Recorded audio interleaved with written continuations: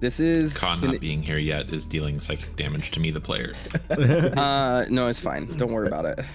He's been asking me I'm questions, worried because so it means he's preparing something. Yeah. He is preparing something, and we are talking right now. Yeah, I imagine he probably asked a few people questions.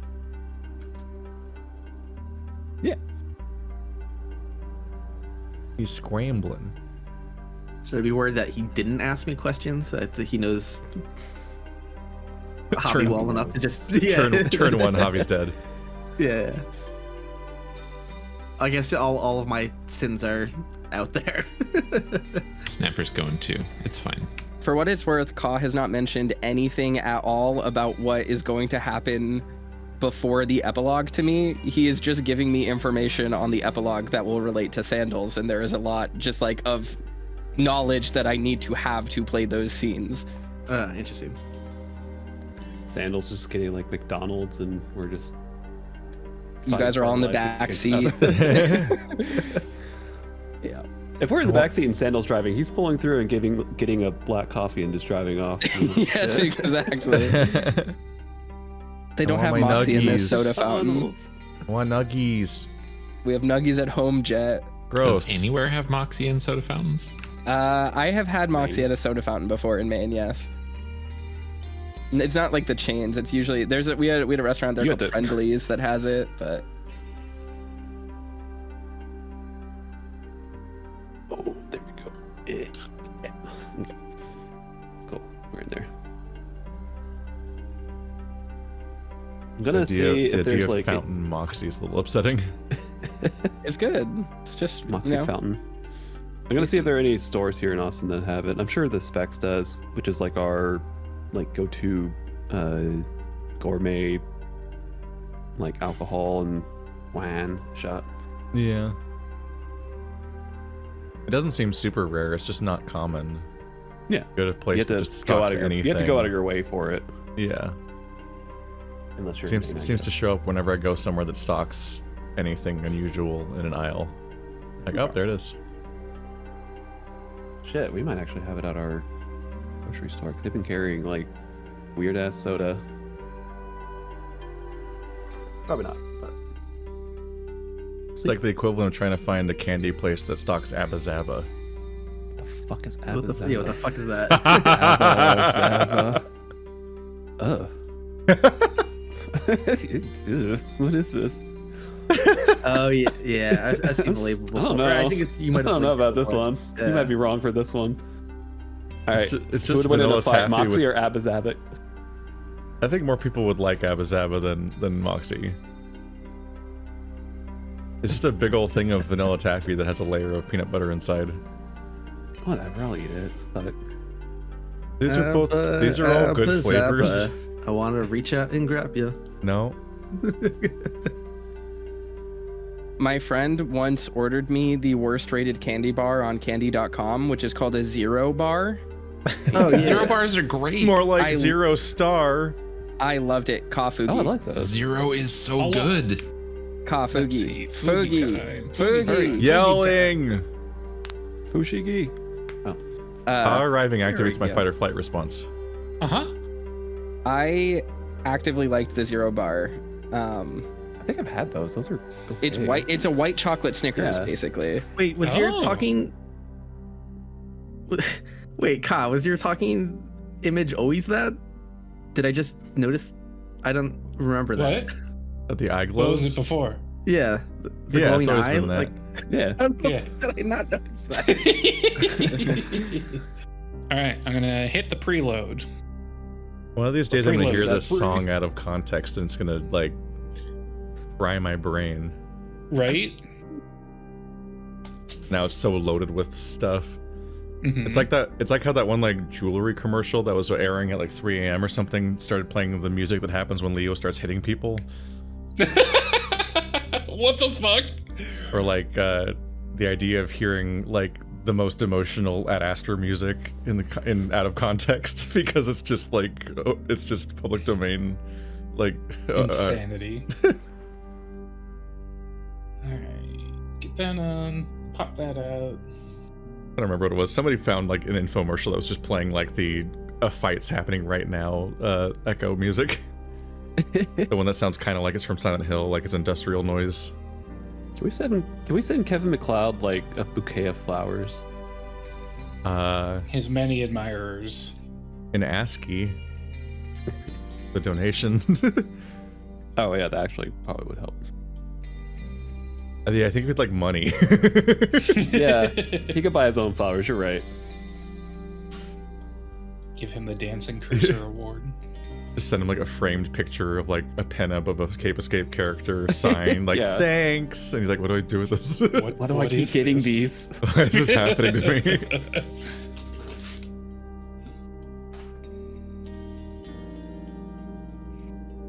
He just gets a Dakota shirt. I'm not It's a boy non-fungible. failure. All right.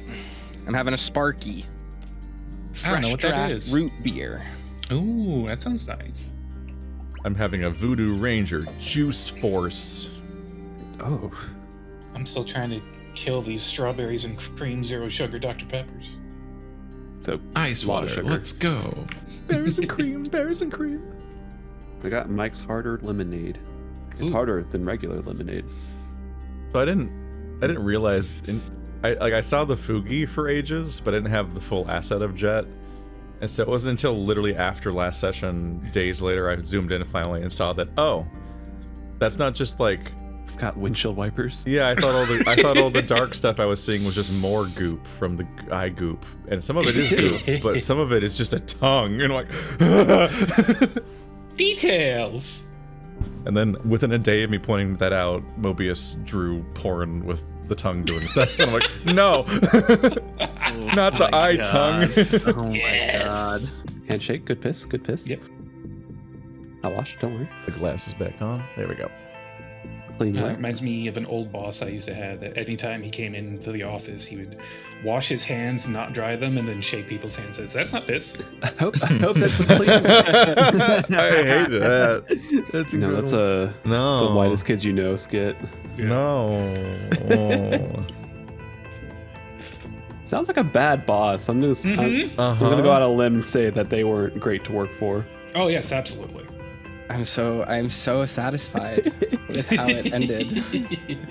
I can't believe we made it here. Playing two characters and having to swap Fugis when Fugi has like a 10-second delay is like intense. Yeah. I think you handled it well by just like Keaton being exhausted. Yeah. Yeah. She was fucking over it. She's so fucking over Sandals, but at the same time, like you know when you like work a job that is like, it's like the right level of irritating, where you like Yes. you kinda hate your boss, but not Yes. enough to quit. I feel like that just keeps her like, she needs a little bit of that rage in her life to just kind of, she needs a man to strike out at, like she isn't herself unless she's raging against the machine. So Sandals is a great stand-in for that, I think. Yeah, that was 2 jobs ago for me. Well, we're back. We're live. Hello, everyone. Hello. We did it. Talking about stream mechanics. We escaped Yeah. the caped too. Yeah. I am gonna to escape. I'm gonna start this just right off the bat by saying this was so thematically satisfying. Everyone had character moments in this last session, and it like really felt like it came full circle. That was really awesome. It felt really good to be part of it. I'm glad we didn't have to fight a literal fucking like other side being of high power when we were down a fighter and sorry Snapper, but down 2 fighters. So that could have gone very differently. You guys succeeded on every roll you attempted against him and did not see the consequences for failure. I'm very Oh my worried God. about For that once. willpower check, or that power check. If you had failed to suppress that and attacked him, things would have been bad. Ka and I spoke. I think Snapper and Javier had like 3 and 4 health or something. 5 whole health. Yeah, I was at 4 out of 11 health for like the whole season, pretty much, ever since I got stabbed. That would have been so bad.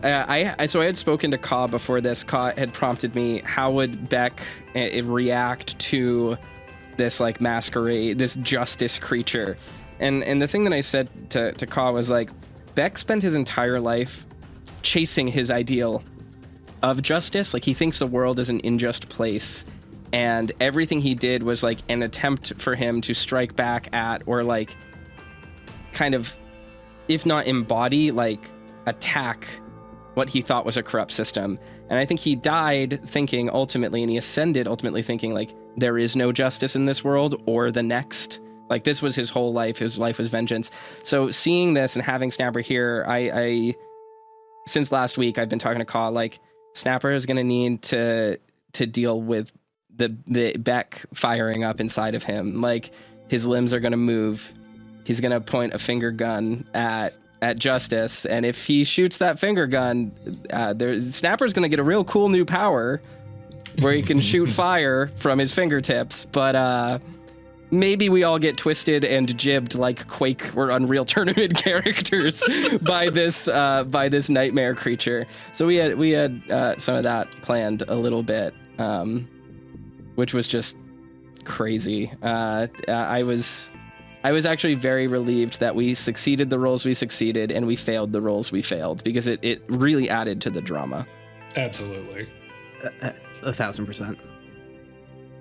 I couldn't help coming out of that Justice scenario, though, where Justice kept talking about all the grudges, going, yeah, how many of us are now bearing grudges against you specifically? Yeah. How do we resolve that, Justice? Oh no, it's different for me. Don't worry about it. Can you really like? I think what would happen in that case, given our lore in our background, is that your grudge would just further corrupt Justice until it turns into some other horrifying conceptual eldritch deity. So it's probably a good thing that we avoided moving the needle too far on that one way or another. It's great. It's great that all the rolls went well in your encounter. I'm happy for you. See, I told you I was going to manifest, and I got 2 crit successes. That was fucking nuts. Clutch. You had to have an extreme success on the jet argument, because I put them in order of difficulty. That was the hardest one.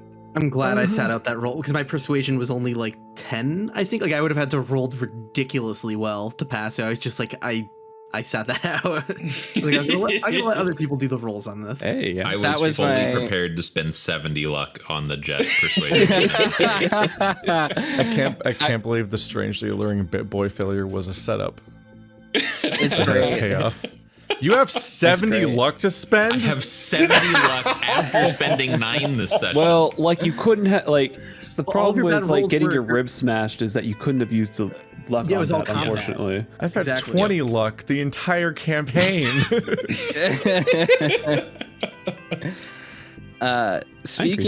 Jesus. Speaking of luck. By the way, just oh.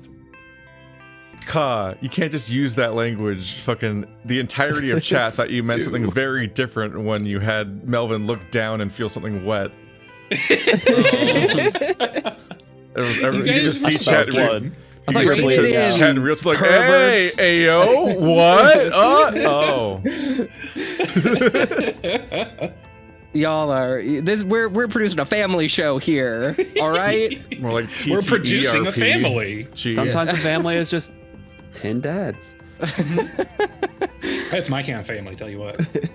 So speaking of luck, I mean, we all got really lucky, in the end, making it out without being twisted into horrible eldritch nightmares. Then I guess at the end we had Sandals show up, we had Carl show up. I just want to say, what a masterful bait and switch from the last session, where we saw what everyone thought was Conrad's sprite in the window. Yeah. And then it turns out it's a weird shrimp man. It's a creepy shrimp man. He Shrimp man looks with hammers. so much like Conrad. Yeah, the silhouette, I thought it was a duck as well from the silhouette. So that was so that well done. intentional? But I knew, of course, it wasn't Conrad, because I'm just like, no, Conrad, that's not, yeah. Conrad doesn't have a tail with a adorable fanny pack tail bag. The way it looked in the dark got a though through the window, it was yeah. Got two It was more hard to furry tell. tropes in right there, and you got the tail bag and you got macro. Yeah. Oh, he does have the tail bag. I didn't Well, notice that like- before. Kyle, We are almost you got an infinite growth scenario. Like, come on, calm down. Godzilla, Yeah. Nightmare Godzilla. Are you able to pull up again how he looked through the window? Because that was like Yeah, I got that. Let's see. that was really cool. It was hard to be sure of his form, like the face shape. You'll see why a lot of people were guessing Conrad because they kind of saw glasses and the shape of what they Oh yeah. thought was a beak out there. Yeah, It looks very Conrad. yeah. When you don't see the tail or the antenna. Yeah. Terrifying ass little berry ass character. Freak. Yeah, this guy's a freak. This guy's He's got a absolute pocket freak. protector. Yep. I can't wait till we see him in the inevitable season 3. He's gonna come in and be a total weirdo, I'm sure. He's got a Oh, pocket absolutely. protector, but I don't feel safe. No, you shouldn't. So yeah, this guy showed up in the window back then when Sandals tried to get up and leave when he was talking to Ivan, and then pivoted to taking a leak. Aren't cleaner shrimps like a thing? Yeah, Yep. krill. Yes. You know? I think I actually had some in my aquarium growing up. What happened? We Like we what? got a lot of good scenes at the end there with Ivan and Dakota. You guys got the iPod and your Mai Tai as well. Yeah. Yeah. Oh, I figured on the way out in the van, I feel like we were listening to some tunes again. Yeah, just kind of like staring out the window, listening to Yeah, one of the not- tracks listed on the Patreon.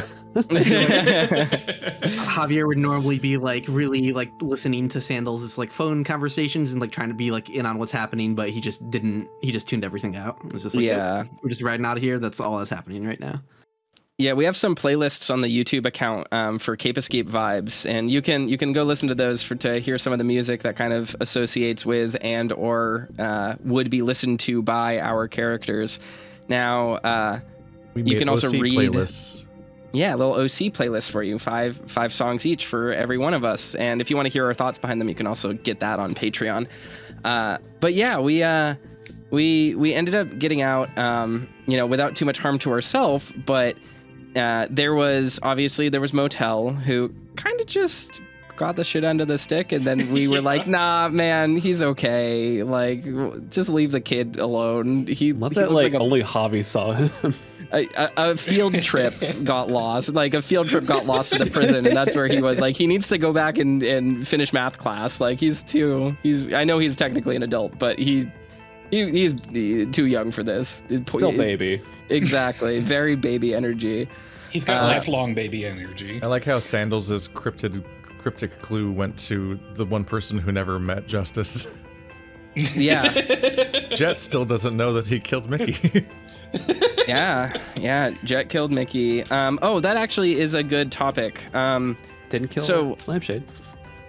Didn't technically kill Lampshade, unless, well, I guess we Stop technically killed slipping in Lampshade. technically. You literally killed Lampshade. Keaton Jet literally did stabbed. not kill Lampshade.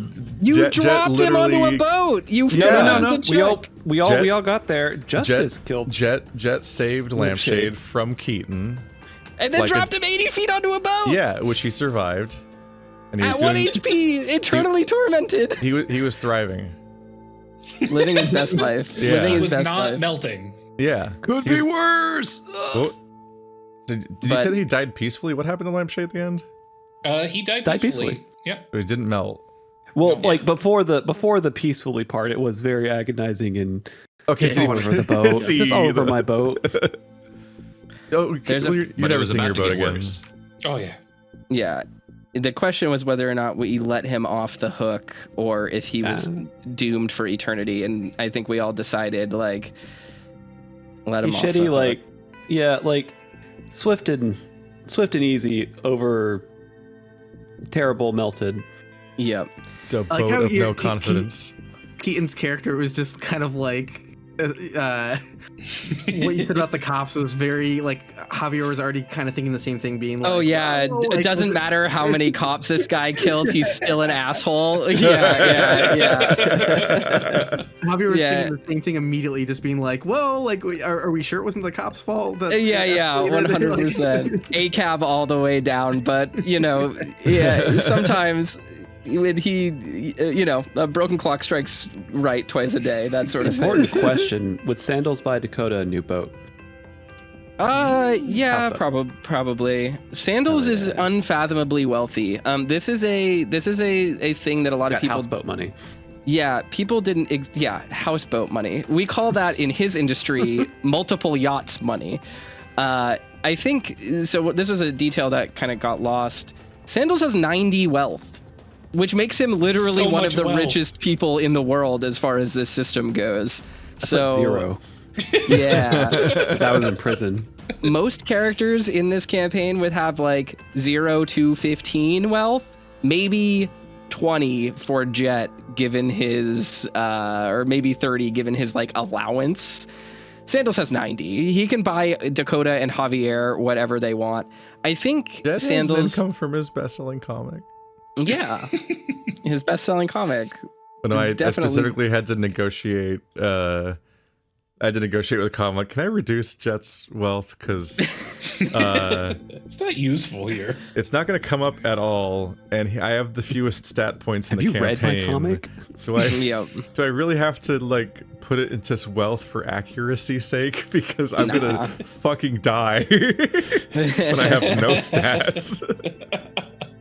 Very funny. I had like a scene planned for epilogue for Dakota. Oh, Ooh. Like, I think that just the gist of it we was could just like, do it. yeah, We could do it. Is it- I have the power. is that cool? Can I go Yeah. into this? Oh my god, hell yeah. So like, I feel like Javier would try to talk him into less magic-oriented gimmicks. There was this guy a couple years ago in Philly who like ate a whole rotisserie chicken down by the pier like for 40 days straight, and he like stapled up all these flyers around the city being like here's where I'm doing this and when, and he amassed this like huge audience of just like he just had a table sitting very just like industrial part of the city, like not like a nice spot at all. Just like eating chicken at a table and just like amassed like a huge audience doing it. It's the most wild shit. I'm just like, oh, this is 100% something Dakota would do. Very Dakota core. he needs to be seen, not heard. I think, who else did we have after that? Oh, we had Barochi, who's just, you know, honestly, even if the captures are frustrating, he's probably occupied. Like, does he even That notice? is not a lamppost. He might actually be more satisfied by Yeah. this than Yeah, his work. is he like even aware of his situation, or is he so locked in that he just doesn't have self-awareness that he's in hell? A zookeeper would call this enrichment. Yeah. I think he's the type of person who like is doing the CAPTCHA and is like, well, the corner of the crosswalk, I can see a little bit of white in the bottom left side of the little CAPTCHA. Is that the right one? What a puzzling conundrum. That And actually then- pisses me off about captchas. Yeah. They're like, does it count or not? I don't have to Well, if you click know on. the answer, why are you asking me to label all your pictures for you? He Like- is probably training some sort of large language model, eldritch sentience. I was gonna say, wasn't all captchas just us being tricked into training AI? So like, it knew Yeah, half but, like, the answer and not the they're- other half. Yeah, but like, if y'all know, why are we labeling it? I think part of it Well, is I think also the trick is they would show you multiple things, and one of them would actually be you doing inputs, and it was like based Yeah. on the collective vote of everybody's inputs that are humans, and we're all That's training the fucked up. correct You're supposed to answer. make interns do that shit. now No, they that just they they, have they that tricked data- us. They tricked us into doing labor, and now we made AI. And now that they have that data, it's actually measuring how quickly you click and how your mouse is moving. yeah. Yes. Oh yeah. Also I see that. measuring like how little of an image you need to show for it to count, things like that help train AIs. But yeah, I mean, who knows? Barochi's probably inventing Shodan in the other side right now. Like, it's not going to be good for us when whatever he's working on gets sentience in He's the inventing ascended the planes. next season's lord. Maybe the Lord of Mundanity. God, that Forever just in reminds this me of an universe episode of- again. There's like this. Are y'all familiar with the show Bones? Yes. Yeah. I So obsessed over there's- that show. There's one there's one arc where this dude's a super hacker and he hacks and modifies camera footage of Bones incriminating her by checking out a specific books, and the order of the books that were like being checked out was the program that made the video file have her image in it. And like as someone who works on computers for a living, I have never been more mad in my entire fucking life than seeing that shit. It's like the Very funny. NCIS two-person keyboard, but worse. The only thing It I've makes ever me seen so of mad. Bones is the cold open part of the Big Chocolate episode, where just they open a giant chocolate as like a town, like I don't know, some kind of big announcement gimmick thing, and just a corpse juices just spill out of the giant Would It's chocolate really bar. like Bones be David friends? Berniez. You can tell from Jet's last line that I just watched Clue for the first time. Yeah. I'm Here's gonna how- go home and sleep with my wife. Clue What we're about to fucking do, here's how it rules. could have It was a gone for great this movie.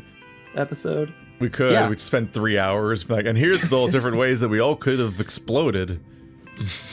We A/B test this with two Yeah. different streams. Jesus. Yeah, we was actually Clue, but- don't know which stream they're watching, if it's the real one or not. In the real was stream, Clue, but- Javier lost a wrist this time. Oh god. I was thinking of Eyes Wide Shut for a second too, with the ending of like Let's Fuck or whatever. I've never seen Eyes That Wide popped Shut. in my head as well. Good movie. Yeah. Do you watch it with your eyes open? Yes, that is That makes it a little typically how- easier. That's typically how you watch movies. The title gives me mixed messages. No, it's eyes wide, Shut. but they're also shut. Yeah, Indeed. Deep. So I'm 14. I guess that leaves Willis, which is like such an easy thing, right? Like Yeah, Willis is like, do you want to absolve prison Hitler? No thanks. Next. Yeah. It was so quick. It's like, like, all right. like Justice brought him. I was like, why are you asking? Yeah, no, get him out of here. Get him out of here. yeah. No, I did he's have to- digested. I did have to briefly articulate a rationale, even though like it was obvious, but it's just very much like Javier is just immediately like rejecting wanting to torture the guy who saw him being tortured. Yeah. But then when we got to Willis, it's like, no. Like, No. this is like never mind. This is different. Like, fuck off. Yeah. Like, yeah. He deserves Yeah, to For sure. this is a Diablo villain. yeah. Literally, yes. It's a different was gonna- tier. He was gonna bring hell on to Earth if he could. So it's just like, yeah, get the hell out of here. That's wild. Then Leftists we had think that execution's bad until Lilith walks in the room. Checkmate. Yeah, We if you had argued for his survival, Melvin would have had a very bad time.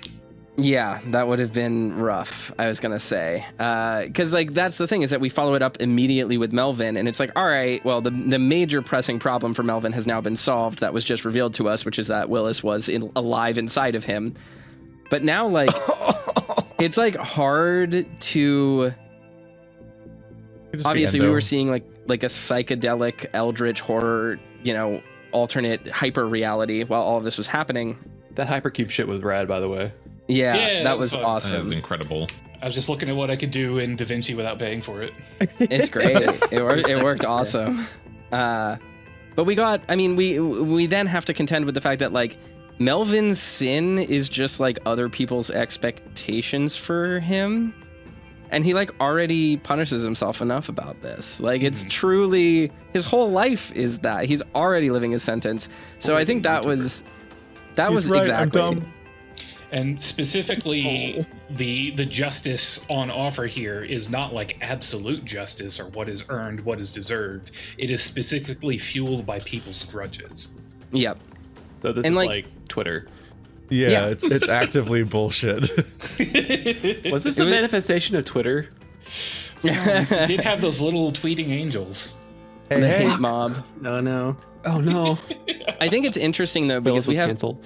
with Melvin, it's like his crime is his punishment. These people hate him and he's being torn down and he's already gone to prison and he's blamed for all of this, but he's kind of taking it and bearing it because he thinks that's like a cross for him to bear. And he's always kind of put it upon himself and pushed himself to this degree. But then like his sentence is to keep working for fans of his that hate him, which is crazy because that is also YouTube. Like you just like, you can't get away from it. And that's not, you know, that's not to say that like people are, you know, don't deserve to be called out or whatever. Like the internet exists in its context, and Melvin has evolved from a Mr. Beast comparison that we like offhandedly make at the start to kind of draw inspiration for his character. But like Melvin, he deserves to just like not do YouTube. Like it's okay to stop. Like at some point, I think Keith agrees with this, and I agree with this, and Illusory agrees with this. Like at some point, we as content creators are going to reach a moment where we go, yeah, that's enough. And once you get to that point, like forcing yourself to continue, even for people that like your content, is going to drain you and burden you. And like that forced expansion, Ka is describing it physically. Melvin would just become so big that he would crush himself and die. The physics of it. Ultimately what happens is like that's also just like the constant growth and expansion and content chasing, and like you're just feeding yourself to this machine, you're burning yourself up. And I think that was bad. That was bad, and no one wanted that for Melvin, because Melvin's like pathetic, but like in a sincere and earnest way, that like he doesn't deserve what he's gotten. He's actually kind of admirable for bearing everything that he's done the way he has. And then we have Jet, who is going to get damned to the other side. And Justice really wanted that, but we had to say maybe later, because what are we going to do to stop that? I don't know. I was going to crack a joke in the moment, but withheld. I was like, damn, Keaton, we could have really pushed for Florida. We could have really I would never wish that on a gay man. Keaton's OTP. She's like, no way. By 2032, like Florida has been succeeded from the United States and is just a savage, lawless land. This could be really bad for them. Yeah, I think that actually is like a spark for Keaton, and like her ongoing character arc is that like she wants to like again break the system, right? Like she understands that this justice thing is like corrupted and wrong, and there's something incorrect about it. So she says rain check, but I don't think she's ever planning on letting that check get cashed. I think that's why she goes with Sandals ultimately, is because if it's a system, it can be rewired, it can be hacked, it can be changed, and we can figure out a way to reroute it and maybe get rid of it for good. Hack the other side, man. Yeah, hack the world, hack the other side. Exactly. Like that's her thought. And I think that's why she goes. I think that's why she goes with Sandals, and you know, she's not shipping real people, but I think there's definitely maybe a little bit of an affection for Jet and Melvin in her heart. And yeah, we got the ending for Jet and Melvin. Sandals gave them the choice. Like, are you know, Jet has every right to be a part of the campaign and the game and the ongoing story here, right? But Sandals wanted him to have a choice, and like a real choice for the first time. In the first game, Sandals was trying to force Jet to make a choice. He was trying to force him to make the choice that Sandals thought was correct.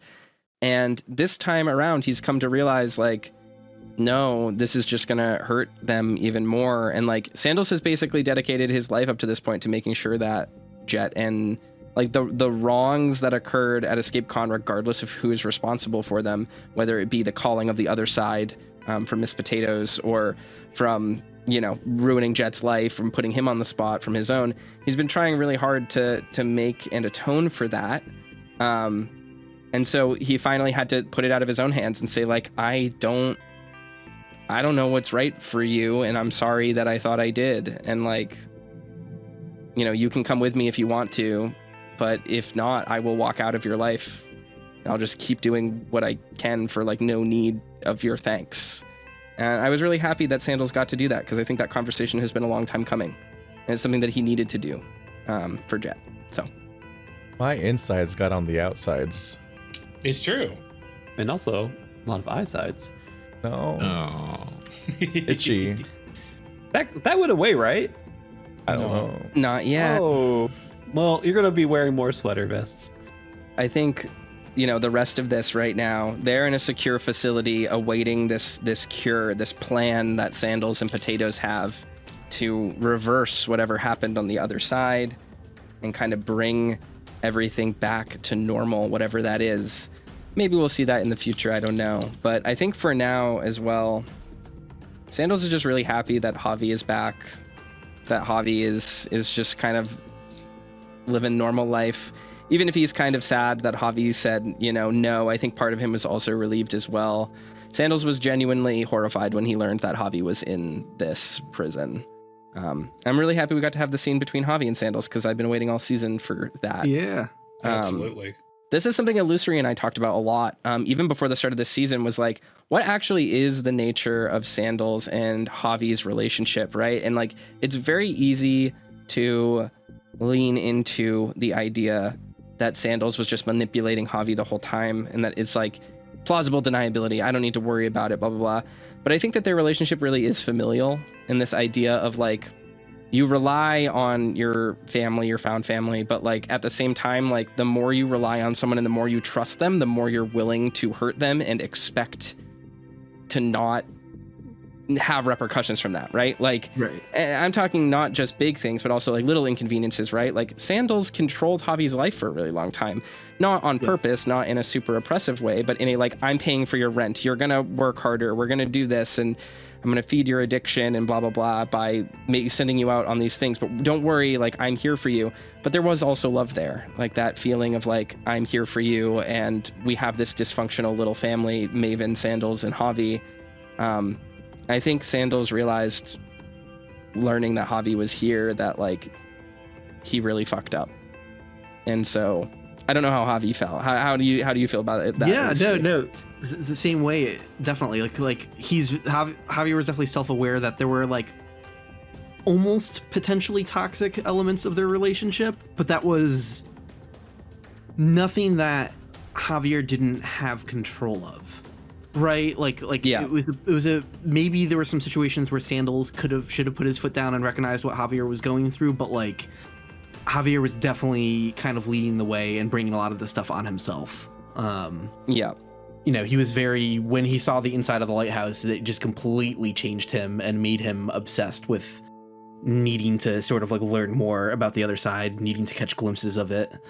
Yeah. So there was nothing that Sandals could really say or do that would have stopped Javi. So he needed to really hit rock bottom, and he did that when his memory got erased in the prison. So yeah, I think part of it too. Oh, go on, Keith. It's like it pretty much lined up with what I heard in the parking lot of BLFC a year ago. Yeah. Like the stuff got planned out early. Like this, like Yeah. it was just Illusory knew where he was going and so on. Yeah, this was a I mean, fantastic performance from Illusory, by the way. Like this whole season, I feel like was the Javi season. Like we really got to delve into your character. You did such a good job with him. I think a lot of people hadn't were played affected. tabletop RPGs until this show.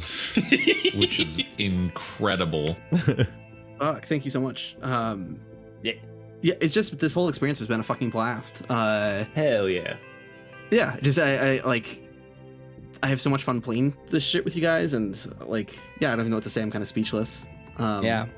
with Javier's character too, though, Keith was saying like we had some of this figured out a while ago, but what we had figured out was really much in the vein of vibes between Sandals and Javier, right? Like we didn't really have specific arcs planned. I didn't even know at the beginning of this season that I was going to have Javier trying to walk away from this. I decided that like a couple episodes in. I was just like, oh, okay, that's a logical conclusion of him struggling with an addiction. But I really didn't know where it was going to go. I didn't have any of that planned. And like I said, the memory loss thing, again, that was a random dice roll for what afflicted him. So just the whole way that worked out was fantastic. I think that was so serendipitous. And I mean, this is something a few of us got together in Sacramento a few weeks ago at the time of this recording. And this was something that Illusory and I kind of talked about. We were in the pool, and Illusory kind of pulled me aside and was like, hey, we originally thought that maybe Javi would be becoming more ingrained in this, but I think the right thing for Javi is that he doesn't want to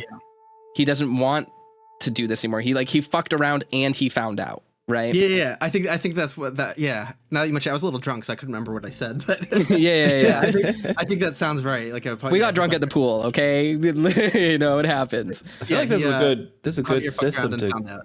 Yeah, this is like a good system to fuck around and then find out. Oh, and I'm glad it landed on the side of, oh, no, I'm good. Yeah. After that first encounter, I'm like, oh, we're in trouble. This might go bad. We're just fighting normal guys. To be fair, we fought the 3 chosen ones like immediately. Yeah. Seriously. Because Dakota's so charming. Just let him handle this. Y'all didn't let me do my cool trick. We did. We literally did.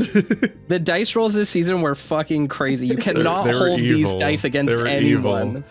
But it worked for the narrative. We, in defense of our crazy dice rolls, none of us died. We got fucking narrative close, and it was narratively satisfying. But I didn't lose any hit points.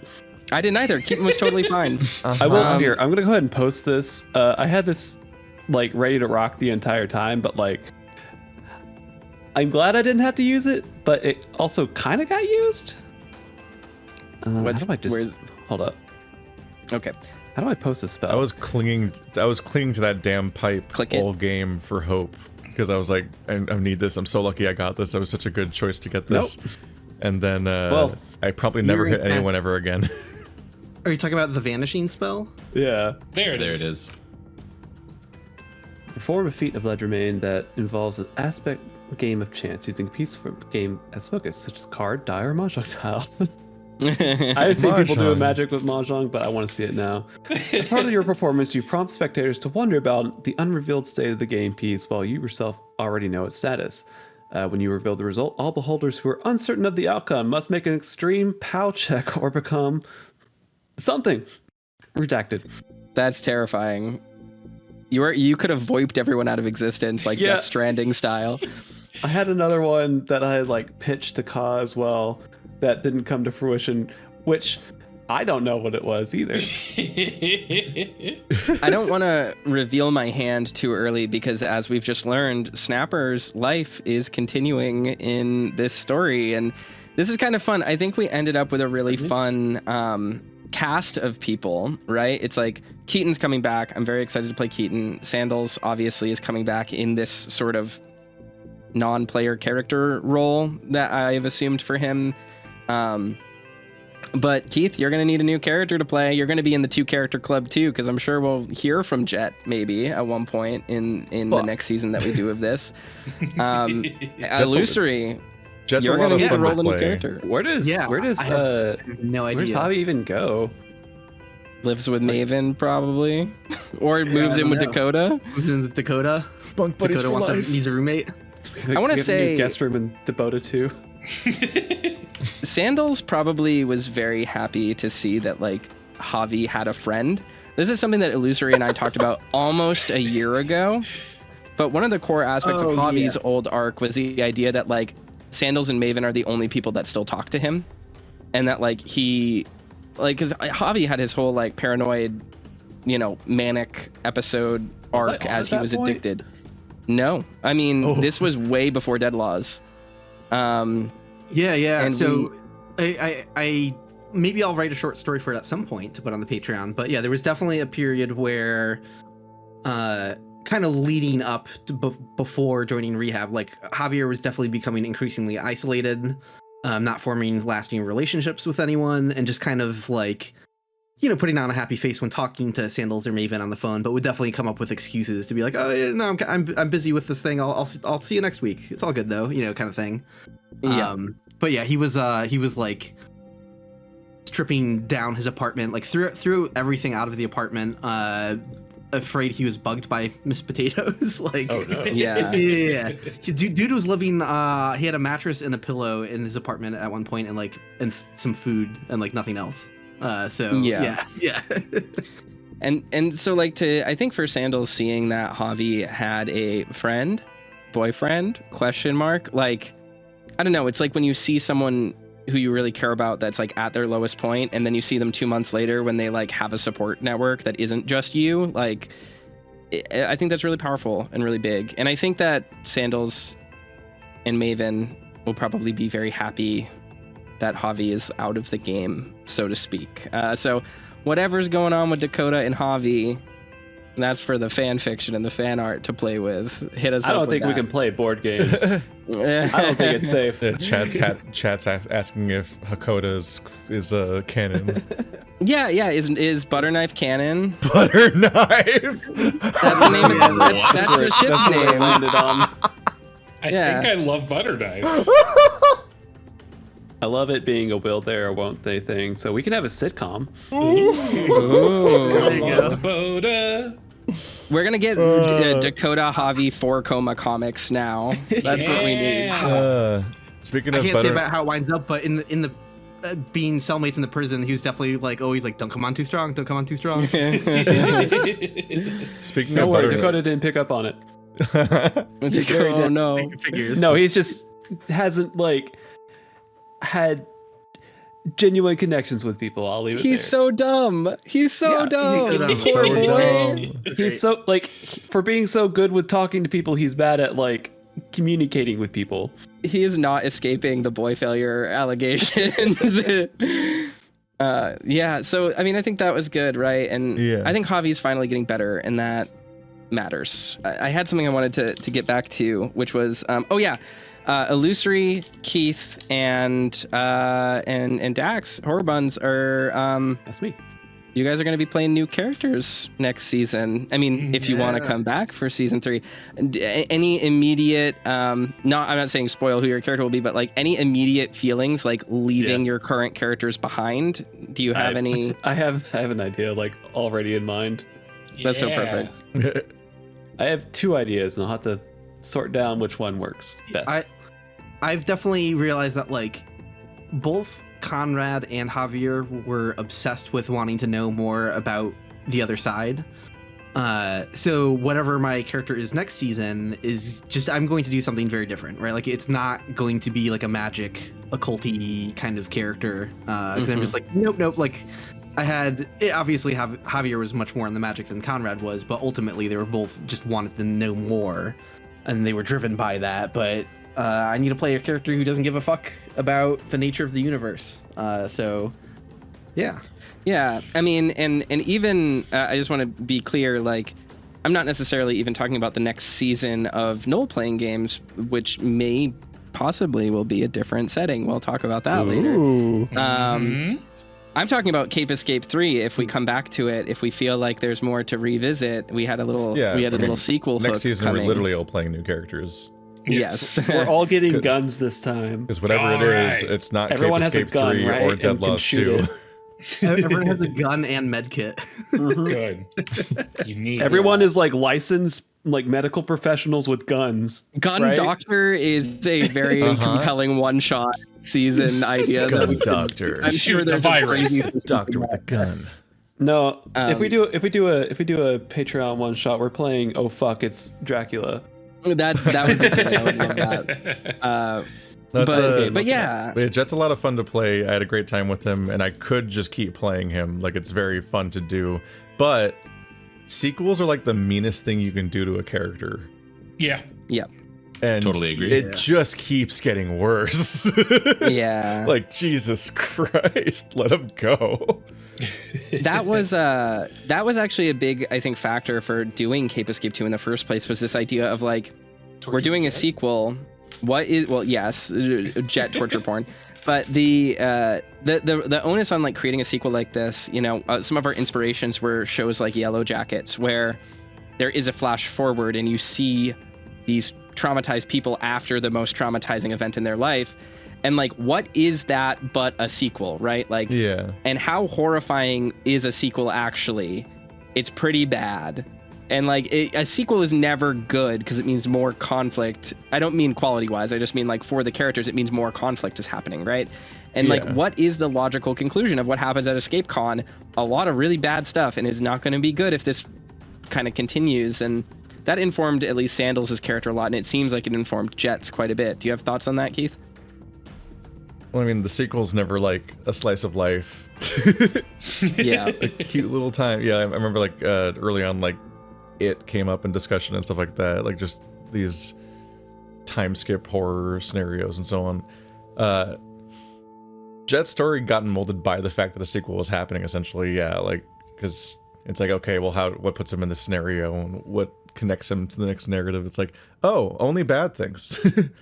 Yeah. I pretty much like a lot of Jet is built around the idea of refusing to have an arc. Mhm. So he's the character who doesn't grow as a person, essentially, and so he didn't grow in his time sense. He didn't really improve. He's kind of just stuck. Yeah. He grew in worse. some ways. Let me tell y'all how hard it is to scenario write for a campaign where one of the characters refuses to have a character arc. The point of narrative. Fucking hard. Keith is challenging to write around, but it's fun. It's always fun to see kind of what we get into. And this actually, it really motivated me and inspired me for Sandals' arc because, again, kind of the whole point of this was like, I didn't want to play Sandals again. I have a lot of really mixed feelings about how Sandals kind of was taken after season 1 and like the core of the character that I felt like I failed to portray really well. So this season was like an opportunity to ascend Sandals into like the role of an NPC and not really write him out of the story, but like move him into a space where I'm not just playing him and like he's not like an active participant in the actual core plot. He's more of an outsider and kind of handling things on the periphery. And like, again, some of that is because I feel like he had a really interesting character arc in season 1 but I still feel like I failed with it. And I really wanted to use season 2 to like say like, actually his character arc is him moving and changing and becoming very different from even where he was there. And that's because, it's really hard to do a sequel season for someone, especially someone who has an arc that comes full circle. So Yeah. I think that was a big theme of this season too, was like, how does time like actually change people and how does that affect them in the long term and in the short term? I had fun because I just hyper committed to not having an arc to the point where I'm like, no, he's stuck in his trauma. He's going to be this, to the point where Ka gives me a flashback of Jet, and I'm like, no, he's going to act exactly the same. He's just going to walk to the corn maze. No doors. He has been this way the whole time. Yes, like making it canon that he's literally behaved the same way since he was like 5. Arrested Development. That might be a problem. I'm very go on. Go ahead. I just want to say, completely unrelated to anything arcs, just the image of the prison blowing up and falling into the ocean. Like, it immediately conjured the mental imagery for me of like the ending of Castlevania on the NES or Ninja Gaiden on the NES of like the 8-bit castle crumbling and just like the noise channel of the NES making like those lo-fi explosion sounds. Yeah. Exactly. Yeah. It's just like, oh, this is the end of a Nintendo game right now. Hell yeah. I want to get clarity from Ka, like, so the prison explodes, right? The missing people, they didn't come back, did they? They sure didn't. Yeah. So there had to be a way to write off sort of what happened to them. Yet another cover-up, right? And so Sandals blowing up the prison wasn't him killing 150 people, it was make sure that if there are any survivors, they are out. And then we erase it was a very precarious cliff. And then, a geological disaster happened and this place Not fell a good into the place sea. to build a prison. IMO. Yeah, I don't think it was up to OSHA standards. No, Definitely. most definitely not. Well, with the secret lab and whatnot, no, I don't think so. Wait, is there a subclause in OSHA for secret layers underneath? It's definitely an unpermitted basement. It's not above board. I think, Yes, with that too, there was What does a... OSHA think of the Hive?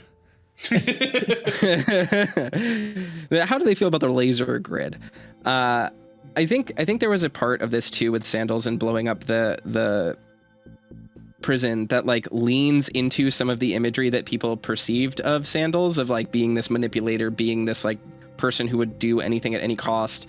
But in the end, it's an empty prison. Like he's not.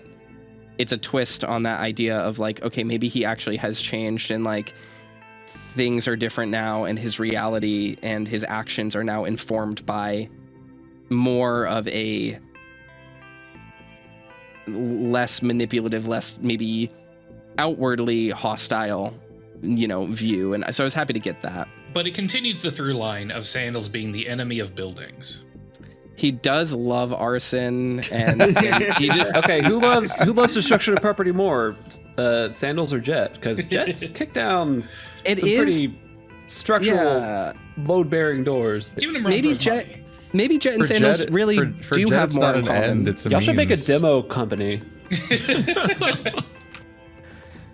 See, Jet and Sandals really are more alike than they realized. That's gonna get They have old. some common ground. We're not so different, you and I. Oh, fuck you. I still think I still maintain that Jet was subconsciously tapping into subtle other side powers with those door kicks. Like that was not, or like pulling the bar. Casting knock with your foot. Yeah, I'm just like, there's no way these doors would be kickable. Could have used some of those other side powers when strangling old men. So, like, for what it's worth, that had to be like, supernatural. the jail was like extremely underserviced, undermaintained. Yeah, And- they've been funneling all of their money into the underground lab. The secret lab that was bad. I should have kicked Willis. Oh yeah. That's what I did wrong. Can I probe with a question here? hmm Had your character died, did you have a backup character? Homest. If Jet died? If anybody. Oh, everybody. I had one. Damn. You did. Yeah, after that first combat, I had to think about it. Because we fought like 3 dudes and barely subdued them. hmm Keaton was my backup character. If she died, I would have had to scramble. I'd have write a new backstory for Patreon. Yes.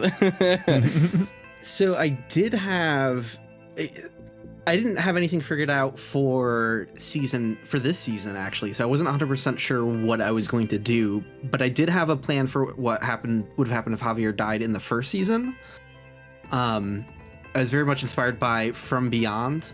There's a very cheesy B movie based on the Lovecraft short story. Wait, Beyond the Wall of Sleep? Or just From Beyond. Oh wait, I'm not familiar. Yeah, it's like they get a machine that like opens up, a dimension to the other side, basically. But like there's like this doctor character who goes crazy and grows like a third eye out of his forehead, Of course. kind of like on a tendril or whatever. And I was just like, that would be like corrupted Javier would have like an extra eye growing out of his forehead. Oh no. And he would have been trying to convince everyone else. Like it's so Oh, that's beautiful, cool, dude. like you've got to see the other side, like open your eyes, kind of thing. See some stills from this movie. We did have the question last season, by which I mean Cape Escape 1, in like the second half when it was getting bad. He was like, "So what do you want to do if your character dies?" Yeah. And like Javier wanted to die just horrifyingly.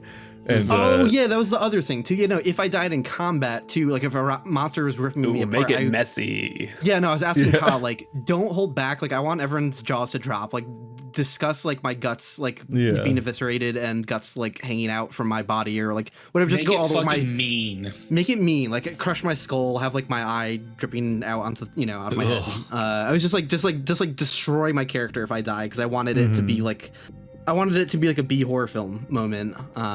If that happened, so I was like, yeah, just be mean. Don't be gentle in his death if something goes wrong against the monster.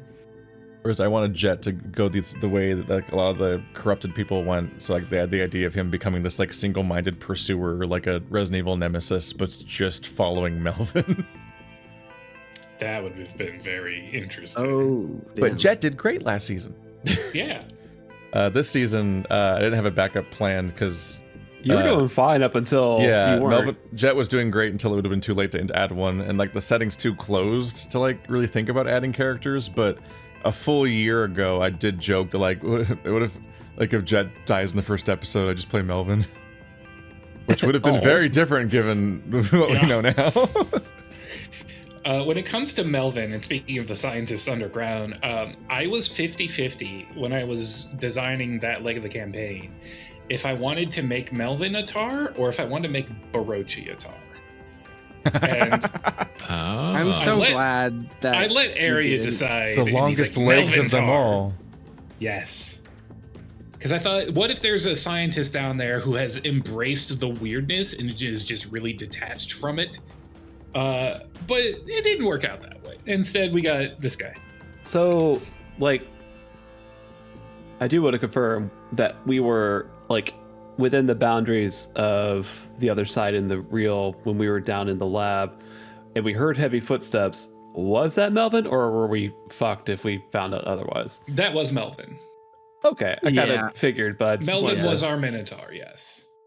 We took Minotaur. a trip through a totally unsafe passage to escape Melvin, so that Yeah. we could find Melvin. It's very funny. We might have ended up inside we a wall. didn't know. Breathe in lotus gas and pass out. Do all Some of two you. computers work that way? They're Yeah. too weak. Oh, okay. It wasn't a sustainable standard. That's why we moved beyond. What did everyone have to roll to make it through the tunnel again that I made? Did everyone have to roll Sanity? That's power? sanity. Everyone had to Power. make sanity, yeah. Yeah. Okay, gotcha. I And am yeah. just shocked that we mostly didn't go just batshit. Yeah.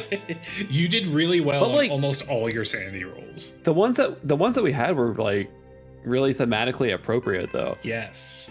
Even with Javi like rolling to see Rolling what randomly about and a- still yeah. getting an appropriate one. Oh, that felt good. It was great. It felt great. I was really happy it went that way. Just because it was like, you know, we have this threat of like what happens if you lose on a sanity roll. So it's like, all right, let's go for it, kind of thing. So yeah, I was Even when very we stoked how that went. even when we lost those rolls, outside of just a few small circumstances, we rolled ones for damage, even when we were rolling potentially Wait, high. hold up. Yeah. Quick sanity check for everyone. Where you at? Oh Okay. yeah. What's everybody at? What's our 90. ending sanity? Keaton's at 81. Javier. 66. Oh, Sandals is at 98. what's Jet at? Okay. 64.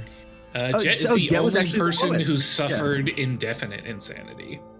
Oh. Interesting. Yeah, I was at 67 in the end, actually. If I didn't fuck up subtracting anything at some point, I don't think I did. I got I supremely don't think fucked Snapper up. ever took a sanity hit bigger than 1. And Yeah. he ended at 66 because his starting sanity was only 77. Lower because of occult stuff. Yeah. Yeah.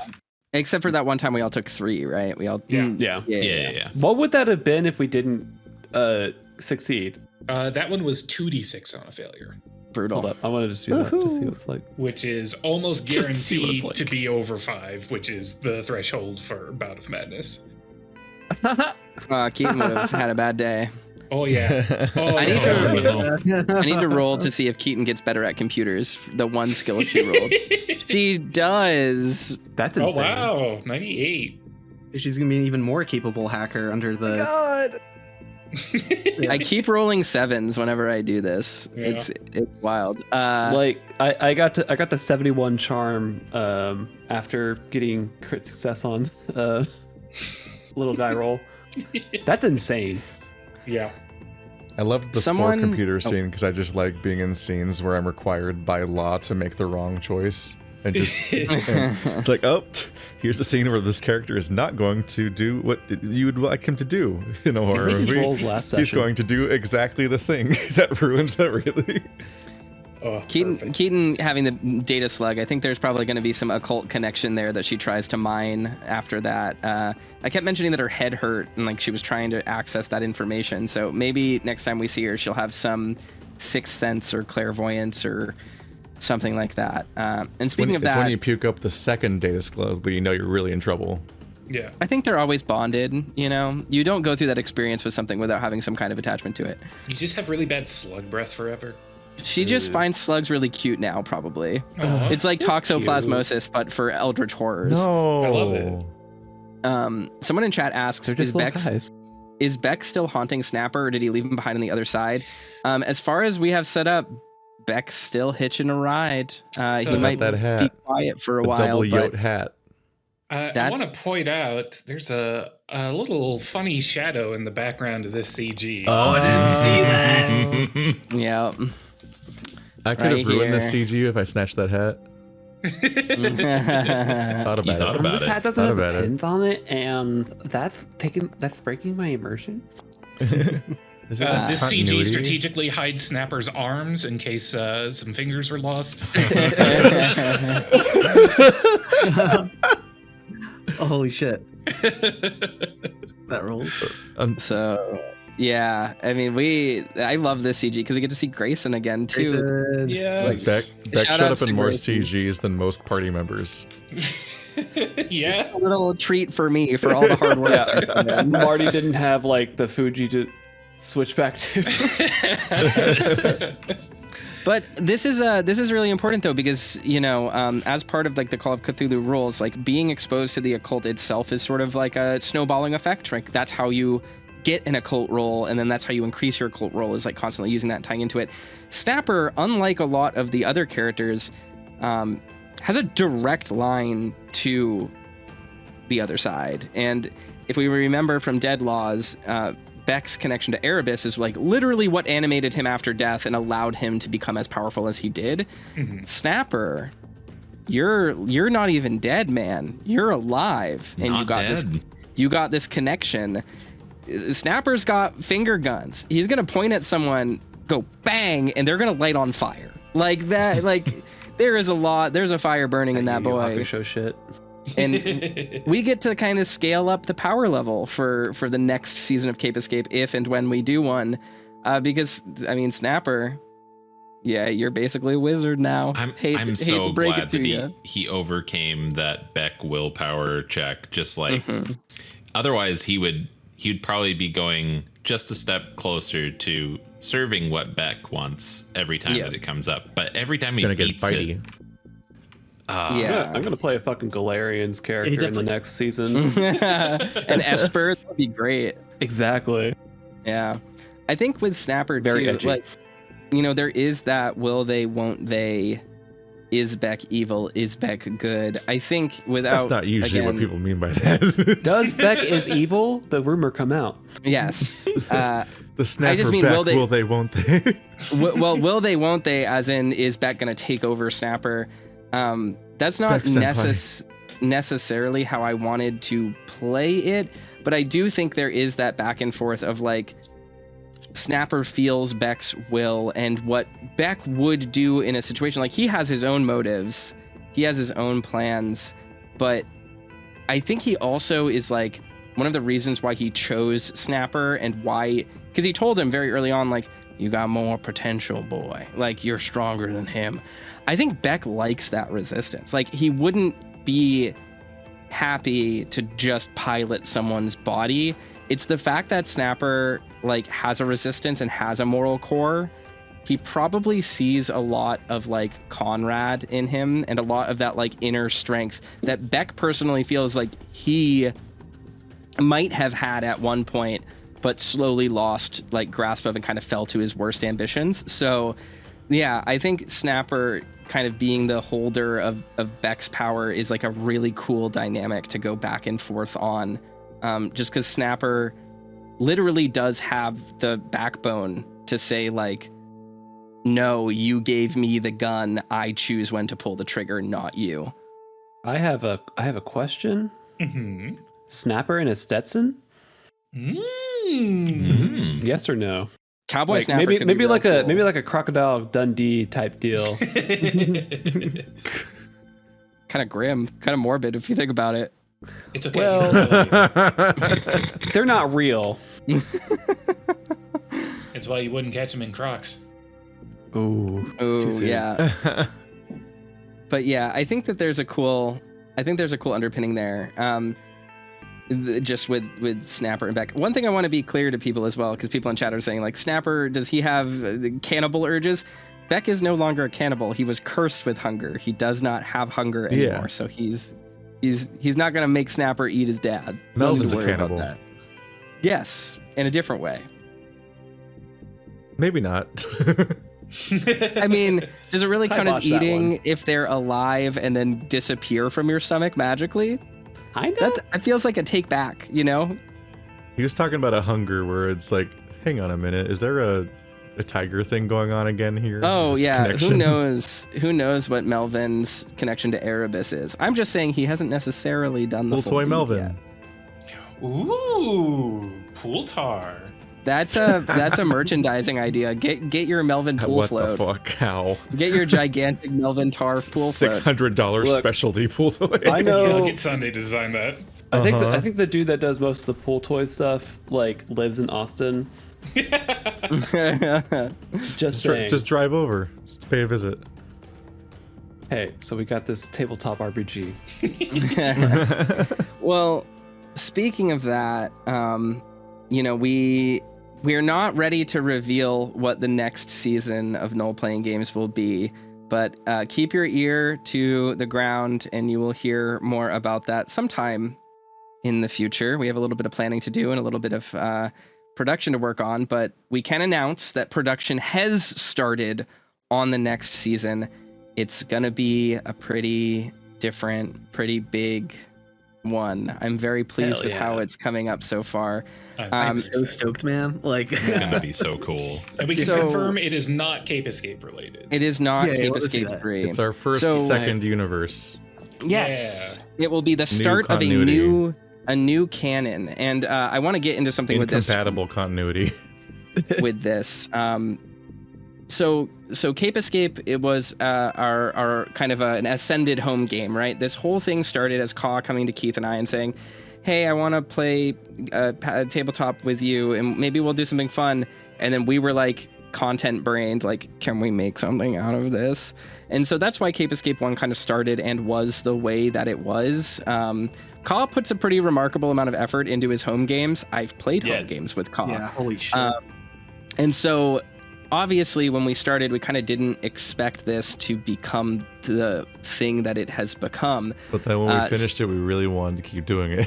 Yes, when we finished it, we Yeah. were like, okay, we need to change. We need to do this right. We need to pay every artist for backgrounds and sprites, and we need to make sure that we have foogies for everyone, and we need to make sure we commission music, and we a lot of thought went into making this special and doing it the right way, so that everyone who was involved got a piece of it and got to participate and have a lot of fun. But because Cape Escape started the way it was, there wasn't as much planning that went into it. And I think that that's beautiful because it led to this serendipity. But starting with Dead Laws, I started writing a lot of the lore and a lot of the background setting.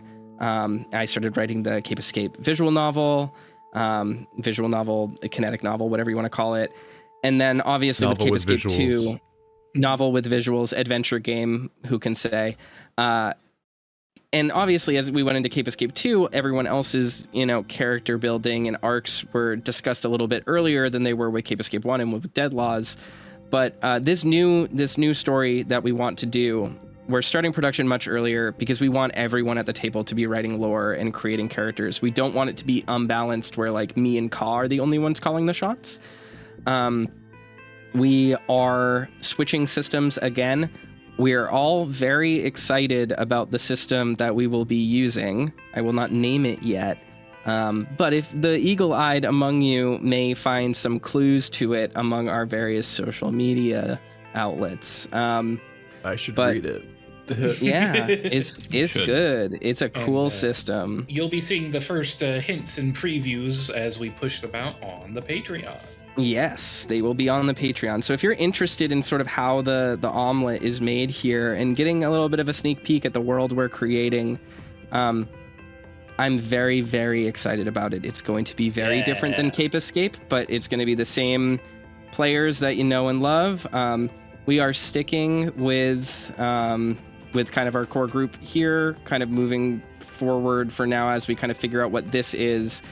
We still have plans in the future to experiment with, different games. I have my Mafia game that I really want to DM, but right now we wanted to take a step back from Cape Escape because we've done 3 amazing seasons so far of this universe, and it's been probably the most important thing in my life for the past year and my most satisfying creative work. But this is a lot to ask people to just jump into, you know, like watch 3 seasons of an evolving home game as we get our sea legs.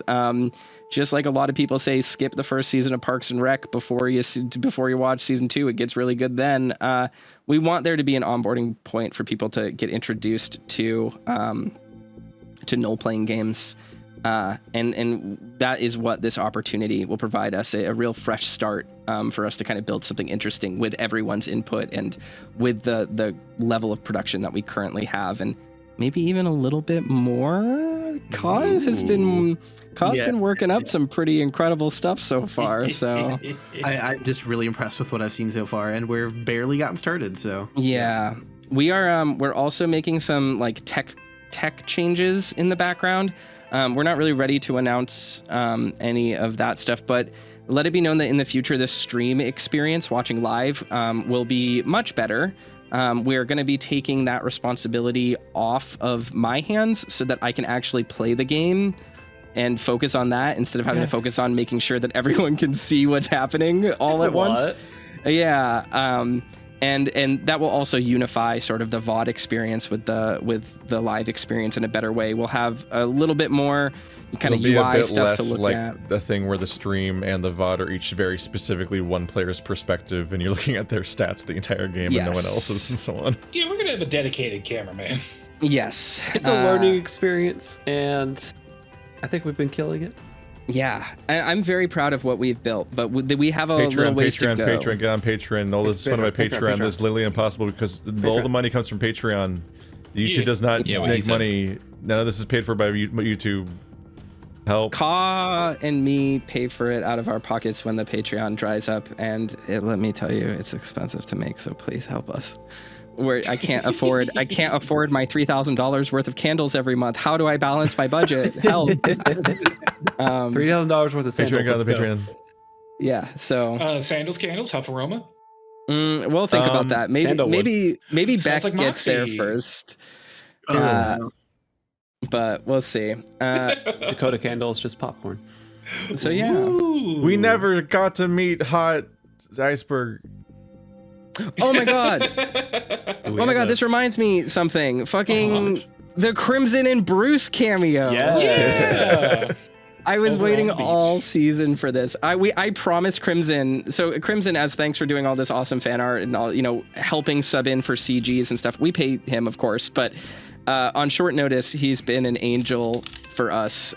We love Crimson, so big ups to Crimson for this. We love all of our artists, but Crimson was there for us at the very beginning and really helped out and has been a very foundational kind of member of the Null Playing Games extended family. So I promised Crimson, I said, draw your own sprite. So this is drawn by Crimson. This is not Aeria art. This is Crimson. He did such a great job emulating Aeria's art.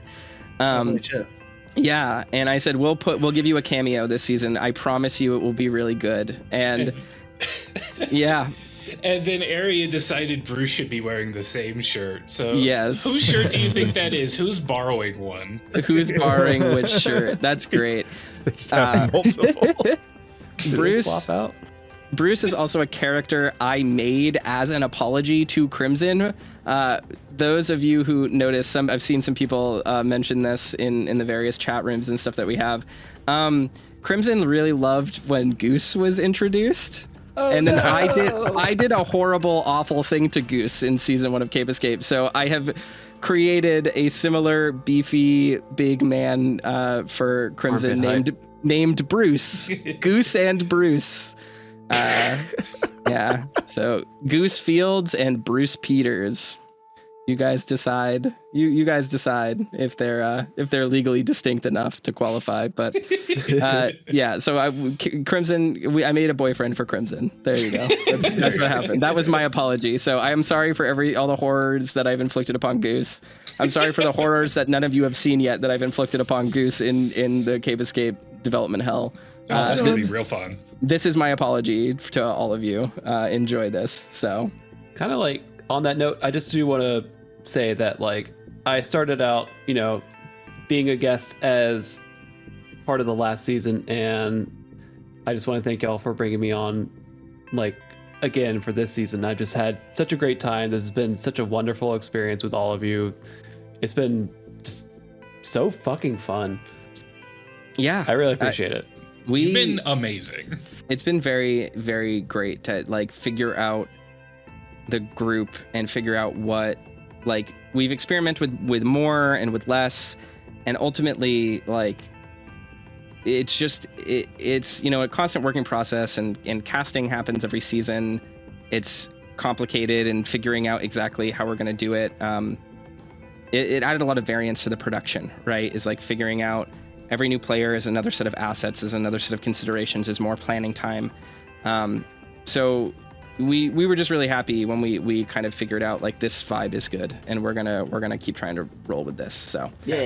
Escaped con. all right, well, yeah, Dakota got his wishes in the end. you earned your pay. but yeah, I think that's a wrap on Cape Escape 2. Does anyone have anything else they want to say? Big special thank you to Aeria Quies. Amazing art Yes. as always. We Thank love you you to so Aeria. much. Thank you to Sage. Aria's Thank you to amazing. Shout out to Crimson. Sage. Thank you to all Shout the out fan to artists Sage. who are making so much amazing fucking shit. Yes. We are all gonna the figure. Holy We're gonna shit. figure out a solution for the music, so that people can get access to the music from this season. We're working with Sage on that. We'll figure out exactly how that works with Bandcamp and whatever. We want to make sure that's live on YouTube as well. We expect more music for I next should give- season. I should give a quick personal thanks to everyone who's been making incredible fan art as well, because it's something I've talked to with everyone here in the group before, but I don't think I've expressed it to the audience very articulately. But like, in having a YouTube channel and like having an audience of my own as a loser wall thing, that's very like detached in a way where like, I don't know, it's hard to explain. Like, I have fans who watch my videos and stuff, but like, I don't make anything that gets like fan art. Right? Like, it's a very different type of interaction. So having never played like a tabletop playing like a TTRPG before in my life, being invited into this and just like instantly getting like fan art of these characters I made, I'm just like, what the fuck? Like, my mind is blown every week by the incredible shit people come up with. And I'm just like, every time we do an episode and this stuff comes rolling in, I'm like, this rules. Like, so yeah, from the bottom of my heart, I really do deeply appreciate everyone who's been making fan art, and like, yeah, it's an incredible experience, and this whole experience has been amazing. Extra special thanks to all of our guest CG artists as well. I know Demon Skunk, friend of the channel, gave us that awesome Burning Beck CG. There was Crimson, of course. Aeria did some.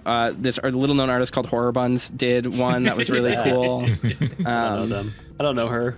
So just really big thanks to everyone, and anyone who we continue to work with in the future as well. This show takes a lot of time, and the needs are very demanding. It is very, very crazy to be 2 days out from a session and be like, fuck, we need 3 backgrounds and a character sprite and a CG. Yeah. How are we going to do this? And yeah, it's been amazing to work with you all, and I'm sure there will be more of this in the future. But if you don't hear from us for a little while, don't worry. It's because we have our heads down planning a crazy second campaign, I guess. Second campaign setting for all of you. You'll get a lot of information about that in the future. But yeah, I think this is No Playing Games signing off. Thank you for the wonderful season, everyone. It's a wrap. Yep. See y'all next time. See you next time. Good night, Thanks, y'all. everyone. See you next time. I'm gay. Gay husbands.